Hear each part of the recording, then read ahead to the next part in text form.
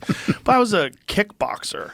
You know, I was a kid who I went from, when I was 15 years old, I got like deeply involved in martial arts. My entire social life up until like 21, 22 was just traveling around the country fighting.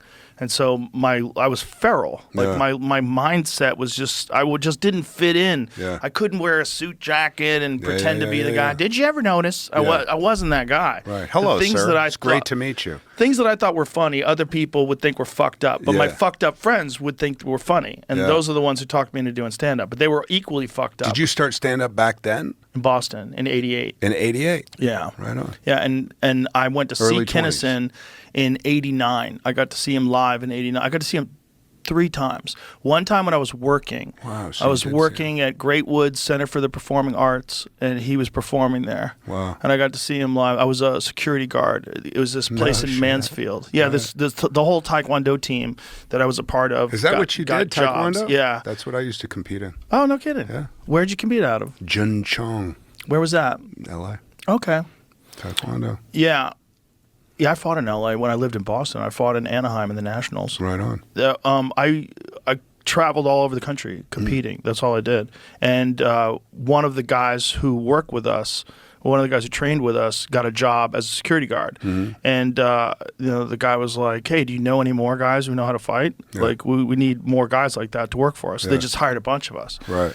And so we got to see all these crazy concerts. Like I got to see Bon Jovi. I got to see Bill Cosby, which was kind of crazy in retrospect. Yeah. I saw Rodney Dangerfield. And Rodney Dangerfield there was this backstage area. And Rodney Dangerfield was naked with a bathrobe on. And that's how he would go on stage.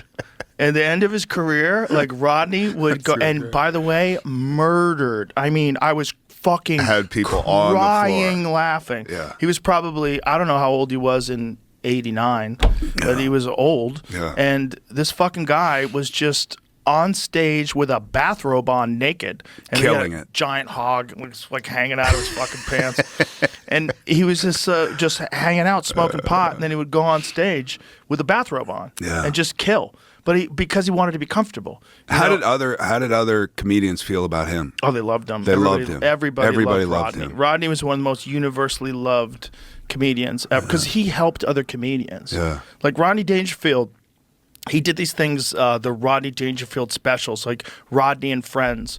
And so he introduced the world to Dice Clay, Sam Kinison, Robert Schimmel, Lenny Clark, Dom Irrera, like some of the greats. And they all came out of his Rodney Dangerfield and Friends specials. They were some of the greatest specials ever because he would have all these guys that he thought were worth seeing. And he would put them out there to the world, and they all became superstars. I mean, that's how Sam Kinison launched. He launched from Rodney. And so Bill Hicks, a lot of people launched from Rodney. And so everybody loved Rodney. He was just loved. I know he's your buddy, and because comedians, I used to have 6 albums, and one was a bloody red vinyl. Remember the red albums? You'd see a red album? Sure, yeah. And it was sick, and I don't know where I got them. I think I got them from like a flea market or something, but they were Lenny Bruce. Oh, yeah.